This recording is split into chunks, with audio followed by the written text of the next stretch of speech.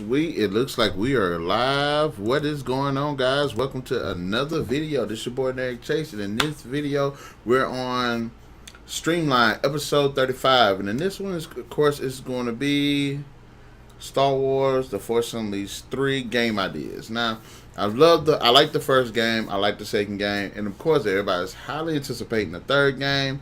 But unfortunately, from what I've heard and what I've read, that's been canned, at least for now. Now, the Force Unleashed series is basically follows Darth Vader's apprentice, known as Starkiller, and in the games, Starkiller is sent to undergo these top secret missions for Vader. Towards eliminating Jedi, finding out more about what's going on with the Resistance, things like that.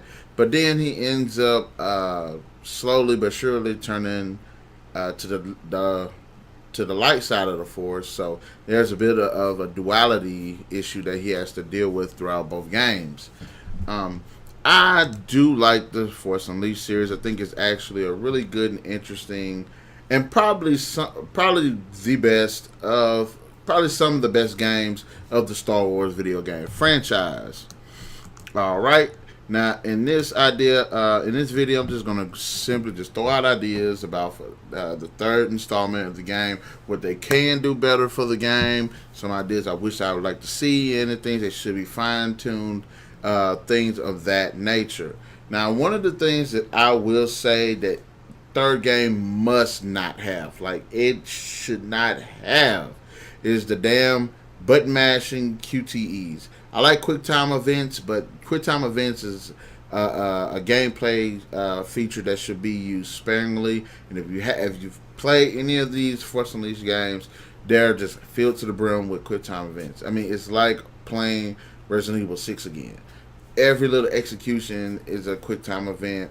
Every little battle sequence, clash, using the Force is just some button mashing that makes the game feel very cumbersome, repetitive, just a chore in other aspects. If you kill a big enemy, there's these stupid QTEs when you do these execution moves on them. Never liked it. If you're going to use the execution move, let us pop in the button sequence for it, and then let them just ride on out. Other than that, we don't need these QTEs. Now, maybe if it's like a battle between Force users or something like that, then maybe implement that into the battle and not make it nothing but button mashing the entire time. And that's always been the case, whether you're fighting bigger enemies, whether you're using a bit of his powers, whether you're doing battle with certain Force members. It just, the whole QuickTime event button mashing thing was just, I don't know who thought that was a good idea to put these in these damn games, but you are a jackass. I guess they did it to make the game more engaging, but no, no. Another thing, and I am very, very, very committed to this idea that if you have the skill tree, and I like certain skill trees in games, especially if that's fleshed out. So if I want to play a game, I could try to go through the game several times and play the game different ways based on how the skill tree is allowing me to go. I don't like the skill tree in this game because it's not really a skill tree. It's a little skill thing where I don't like a game where you can have a skill tree and basically get all the skills. That's one thing I didn't like about Fallout 4. It shouldn't be. You should be able to get all of them. I mean, if you get them all, it is kind of like God mode, and it is pretty fun to be that badass in the game. But in like a game like this, no. Now there's generally 3 areas. Was it 2 or 3? No, 2 or 3. No, 3 areas in the Force Unleashed games when it comes to Starkiller's abilities. There's his powers. No, it's 2. I'm sorry. There's his powers, and then there's his lightsaber combat skill. And I would push it that if they make a Force Unleashed 3, make an actual decent skill tree, 3 different branches, one focusing on his physical abilities, one which would go for like stamina, how long he can use the Force, and how he can interact with different objects. utilizing the Force, have the Force abilities itself, like grip, as well as the telekinesis and force push like that. And then lastly, let it be like the lightsaber combat. So that way, if I want to go through the game, just mowing everybody down, go straight down lightsaber combat. If I want to be a badass in my force, be like all powerful force user, go down to one that allows me to utilize the force in that way. I keep powering up my force abilities. And then if I want to just master the character itself, so that way I get a pretty good balance of the lightsaber as well as the powers itself, then go down the other skill tree. Like, I want them to be a very specifically defined skill tree that allows for you to go through the game several times. Or if you're one of those types of players that like to potentially just get all of the skills or whatever, maybe even put it to where if you beat the game, you got access to all of the you can get access to all of the skills if you want to, or you can just start the game over again and then start over with new skills, but keep your progress and stuff. But like that, I don't mind that. We definitely need to work on that a lot more, because this is a Star Wars game and I like the RPG elements that are behind it. Maybe introduce some when it comes to like manipulating machinery or something like that. Force jump, you know what I'm saying? Add something to where you can jump higher, run faster. Makes sense, be able to use your force grip to be able to deal more damage to bigger enemies and ships and shit like that. Because if you played the first Force Unleashed, there's one instance where this big just Star Destroyers in the background and you're trying to pull it down, which I don't know how in the hell this dude managed to do it, but somehow he pulled a damn Star Destroyer down while getting blasted by all these TIE fighter things, which was one of the most annoying freaking missions in the damn game. But if you're gonna go with the building up your force ability, just make it a skill tree and make it one of those accessible skill trees. Players can just go through the game and play different way. Oh hell, what if you want to be a really good force user and use lightsabers? Or if you want to be exceptionally individual and then boost up on your force abilities, that way you can have the fullest potential when it comes to using the force, or the fullest potential when you're using lightsabers. So there's a lot that could go into a skill tree for a Force Unleashed 2 video game.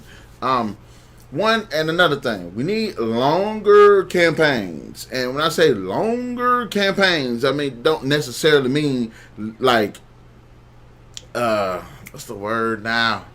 When it's just a straight line. I can't linear. We don't need, like I said, I want a longer campaign, but it doesn't necessarily need to be linear. Problem with the first two games is they're completely linear. You go through the game, there's really no side missions you can embark on. There's really nothing interesting you can do. In fact, there's nothing you can do outside of the main story. You just go through the story and go through the motions. Need to deviate from that. And when I say longer campaign, also introduce us with a very really good and compelling story. And when I say story, introduced us to a lot more characters. Because pretty much the only characters that are really like the characters of the Force Unleashed games is pretty much Starkiller, the Emperor, Vader, Juno Eclipse. I can't remember that robot's name. The one that likes to try to kill you all the time. And Ram Koda. Like, no. Go ahead and give us a lot more characters. And my thing is also this. I don't want none of the mainstream characters to make an appearance in this game outside of Vader and the Emperor. Why? Because it makes it very hard to make the story itself feel like it fits into the mythos of the Star Wars universe. Just go to a whole new planet, a whole new area, introduce us to whole new characters. That way you can have freedom to just go about the story the way you want. And like I said, give us an extensive campaign experience with side missions to deviate, let players deviate from the main campaign, and giving us a bit more freedom when it comes to games like this. When I say side mission, and this is where I'm going to kind of branch into the two main things that I do want to see in this freaking game. One, an open world universe, similar to possibly Mass Effect, and two, co-op in the form of Vader and Starkiller. But that's just me. There's no reason why we shouldn't not have this game be an open world universe. Now, I've played some of Mass Effect, the first one. I haven't played all of them, so I don't know. And I haven't played any of the other space foreign games like that. But I'm just going off of ideas that I'm coming up with. Now, there's no reason why we should not be able to go to these different areas of the universe and travel and try and go to the different planets, meet the different species, different peoples who have quests of their own, allowing for a lot of exploration and unlocking content. Like if you can go to all these different planets and acquire new outfits, go to these different planets and possibly even construct yourself your own lightsaber. And that's another thing that I would like to see in this game. Allow us to be able to pick our lightsaber style too, because there ain't nothing but really like 3 or 4 of them. You have the dual ones, like Darth Maul had. You have the two that the girl with the green tentacles in the back of their head, like what Starkiller's got right now. You kind of have the Starkiller method where he holds the saber behind his arm backwards like this, and then you have the traditional where it's, you know what I mean? They might have a couple of other variations, but I would like to see that that diversity when it comes to the combat. And I think that also, again, helps with the replayability, because you can go through the game playing like Darth Maul. You can go through the game playing like Starkiller. You can go through the game. Definitely do a great job of kind of showing us the relationship between Starkiller and Vader. Now, there is a story, a novel where Vader and I believe the Emperor get stuck on this planet, and they kind of have to rely on each other. I have it on audiobook. As soon as I get done listening to this Wonder Woman Warbringer book, I'm going to listen to that one and do a review on that.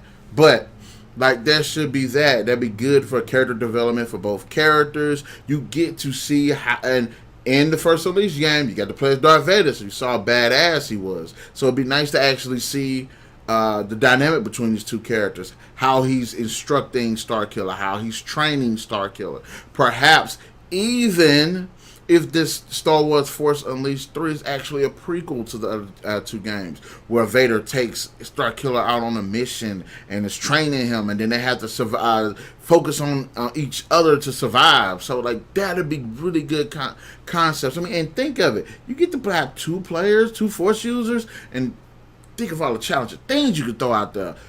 Other people, other Jedi and other Sith that are just lurking in the darkness.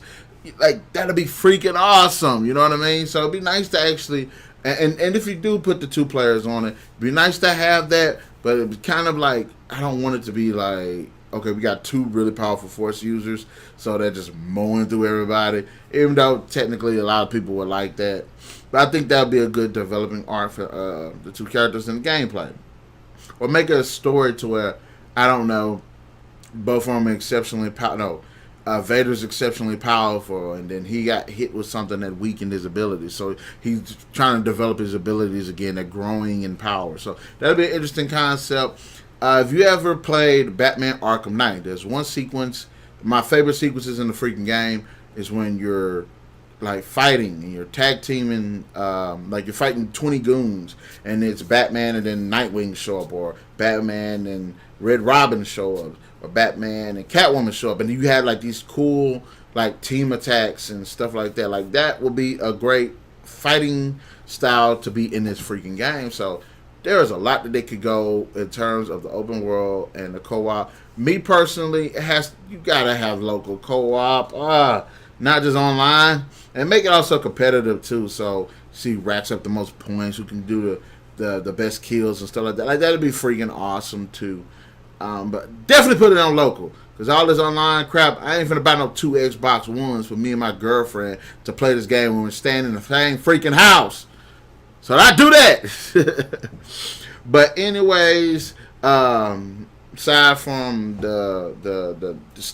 all the QTEs need to quit, the skill tree, the open world universe, the 2-player co-op, the longer campaign, better stories. And like I said, I like the stories that need to be freaking better. And I think I can see this game actually as a prequel, because it would be a great way of telling a story between the 2 characters and how they identify with each other. More characters too, because Juno's probably my favorite character throughout all of this, because she's like the most, and probably in Coda too. They're like the characters with the characters with the most personality to them. So would like to see more. Maybe some characters that were introduced but are not mainstream. Like, I don't want to see Han Solo show up. I don't want to see Princess Leia show up. I don't want to see Obi-Wan Kenobi show up or nothing like that. So maybe some characters from the Clone Wars or something like that. That'd be pretty awesome. And also the 2-player co-op mixed with the Vader and Starkiller. And like I said, touched on the mini games, the side missions. Like, there's definitely got to be a battle arena. I wouldn't mind seeing that, where you get to challenge other characters, other players online if you want to go with that. If you want to challenge each other, if you want to go with that, challenge different monsters, perhaps bounty hunters and things like that.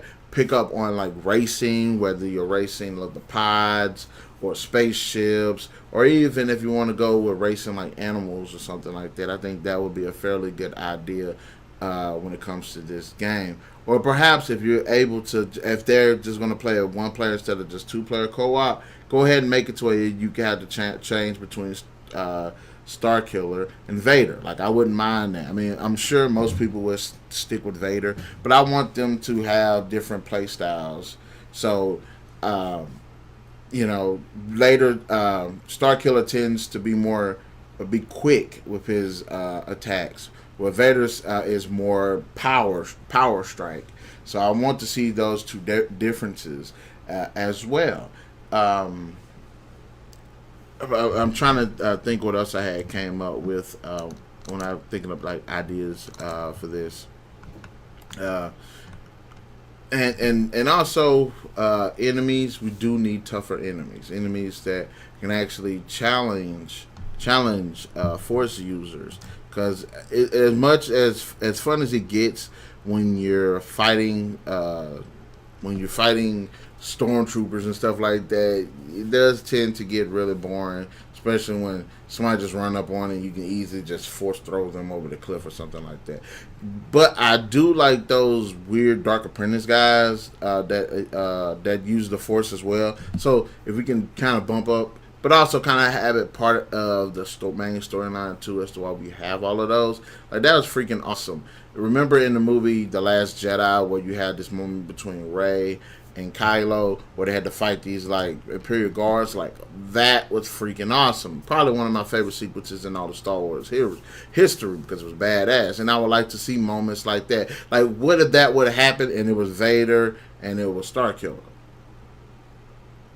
So just a lot. That's just food for thought. But anyways, guys, in the comment section below, let me know what your thoughts and ideas and opinions are of the Force Unleashed series, as well as what you would like to see in the Force Unleashed 3. I've already let you guys know my thoughts on it, so be sure to hit that like, share, subscribe, and that notification button to get the best of what's going on the NarikChase channel. And remember, stay tuned Tuesdays and Thursdays. I do upload videos.